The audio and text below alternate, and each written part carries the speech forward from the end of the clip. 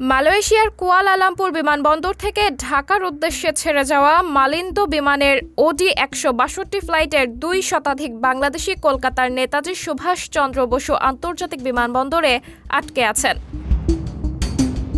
ঘন কুয়াশায় ঢাকায় অবতরণ করতে না পেরে কলকাতার বিমানবন্দরে নামে বিমানটি।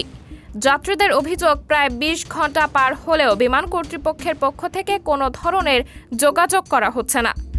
থাকা কিংবা খাবারও দেওয়া হয়নি তাদের। দীর্ঘ সময় অপেক্ষা করতে করতে বেশ কয়েকজন অসুস্থ হয়ে পড়েছেন, আর যাত্রীদের মধ্যে থাকা অসুস্থ রোগীদের অবস্থাও আশঙ্কাজনক।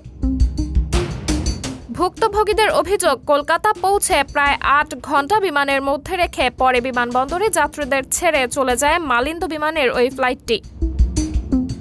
এদিকে শেষ খবর পাওয়া পর্যন্ত এসব যাত্রীদের ঢাকায় নিয়ে আসার কোনো তথ্য পাওয়া যায়নি।